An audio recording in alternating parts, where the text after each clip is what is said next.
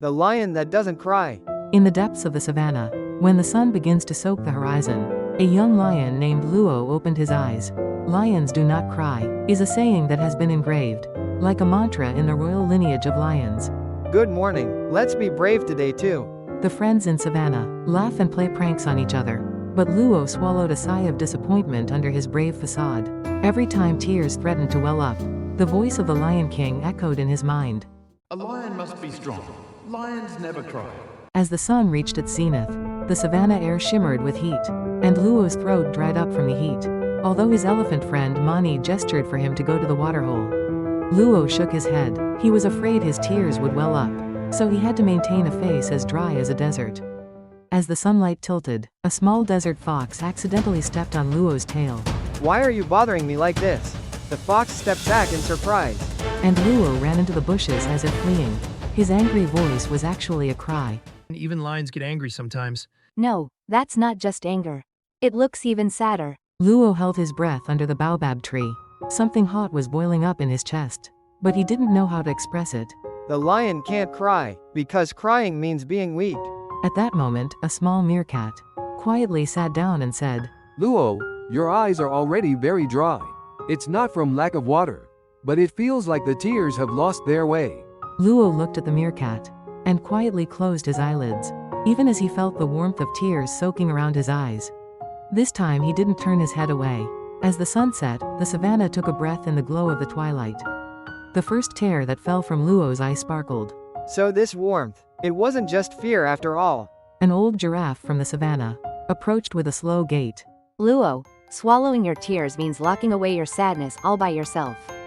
Being strong also means having the courage to express that sadness. Is it okay to cry? If you let your tears flow, just like the grass grows greener after the rain, your heart will also blossom. That night, Luo looked up at the sky and quietly shed tears. This is not weakness, but a little rain that moistens my heart.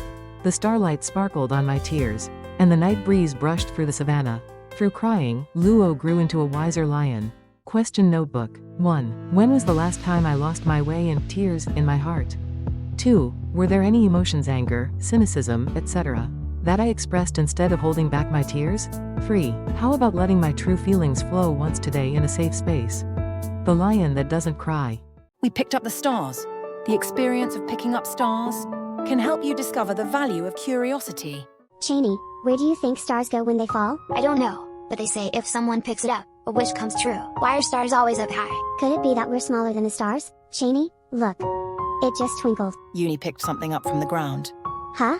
Is this a star? Isn't this the cap of the soda that Mom drank? But it really sparkles like a star. Then, this is the bottle cap star. No, how about the second star? The real stars are in the sky, and this is the one we found. I picked up a star today. Our fingers have now touched the universe. Let's make a wish. No one would believe it, right? If we say we picked up a star.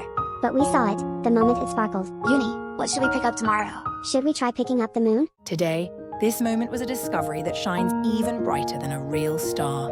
It was a moment of curiosity that became our shining shared memory. Question notebook. 1. Was there a scene today that made me stop?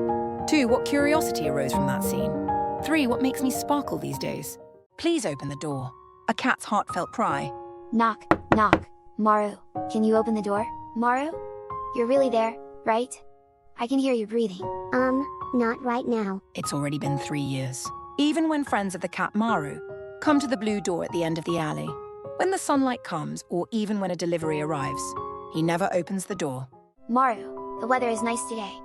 Let's go out together. I'm not really in the mood for that right now. Could it be that he's really a homebody cat? Or is he just the most introverted cat in the world?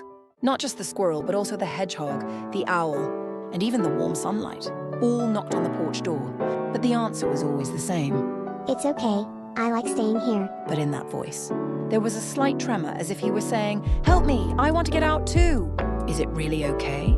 That night, Maru sat alone, quietly looking at the wall and saying, I'm scared that if I open the door, the word okay feels like my last line of defense. The laughter of friends coming from outside felt too vivid and too distant to Maru. The next morning, there was a small letter left by the squirrel at the door. Maru, it's okay if you don't open the door. I'll always just be here until you want to open the door. Maru read the letter and sat down at the threshold. For the first time, small warm tears welled up in his eyes. That night, Maru quietly said with his forehead against the door. Even if I'm scared, should I try to open the door that hides me just once? And the next morning, with a small click sound, the door opened just a little. A ray of sunlight warmly settled on Maru's paw. Hello, squirrel. It was the first moment he gathered the courage to say, "It's okay not to be okay," rather than lying and saying, "I'm fine." It takes courage to open the door, and that courage can only come from within myself. Today, Maru's door is slightly open again. Slowly, his heart will move forward so that it can embrace the world. Do you perhaps have a door to your heart that is closed, just like Maru? It's okay. The door can only be opened from the inside. Question notebook. 1. Am I living these days by opening the door of my heart? 2. What emotions have I been keeping closed for too long? 3.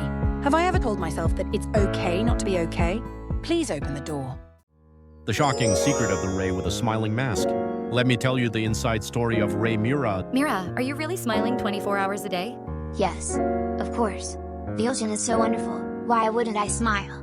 Ha ha. Ah, even when you sleep? I smile even while sleeping. I smile in my dreams too. The ocean's happiest, Ray Mira.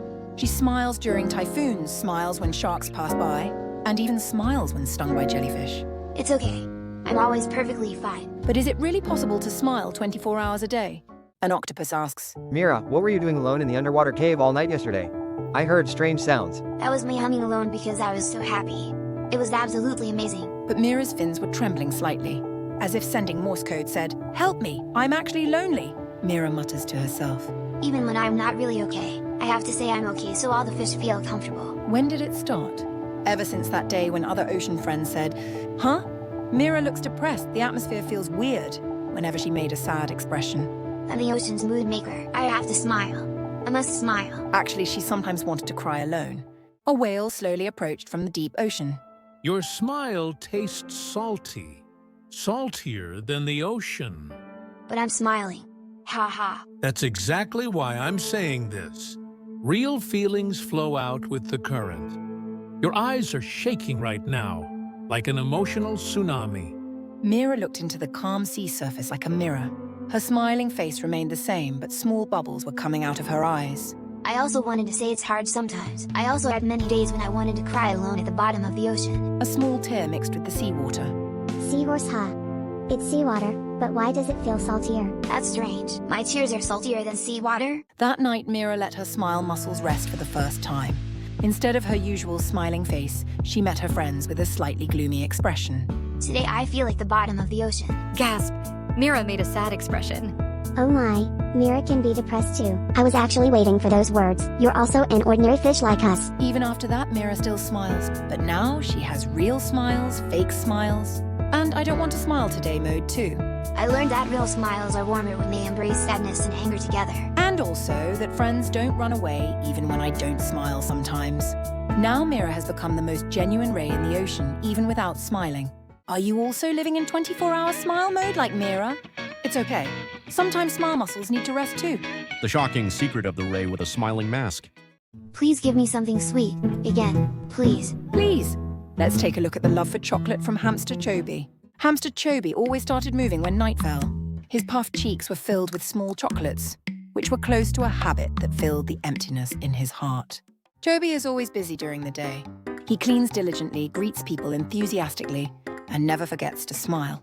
But the moment he is left alone in the room, the silence feels strange and empty. So Chobi opened the small drawer and took out a box of chocolates. He just took one out and put it in his mouth without saying anything. When his friend accidentally interrupted Chobi, when he became quiet alone at the gathering, when he felt a bit hurt but it was awkward to say, Chobi would stack one chocolate in his cheek each time. I felt restless. It's for a change of mood. I needed something sweet. What was hidden behind those words was a feeling I didn't want to feel. One night, Chobi accidentally looked into the mirror. Under his eyes were dark circles, and in his hand was half-melted chocolate. Did I really eat this because it was so delicious? At that moment, a word called sadness softly appeared from a corner of his heart. The next day, Chobi was quietly sitting on a bench in the forest. The squirrel Nemo approached. Chobi, do you always reach for chocolate when you're not feeling well? Chobi nodded silently. I understand that feeling. I used to have a habit of stacking peanuts. Whenever I was scared, I would always grab one. Chobi's eyes widened. He thought he was the only one who felt that way. But those words, which seemed to show understanding, were sweeter than chocolate. After that day, Chobi started carrying a small notebook instead of chocolate. I'll write down the things that upset me today. When writing down his feelings, his heart moved before his mouth did. Sometimes he tore up his writings, and at times he let a tear fall onto his notebook. Though it was night, there was only half a chocolate on Chobi's cheek. And next to that, there was a small note with emotions written on it. It's okay. I've looked into myself a bit more today.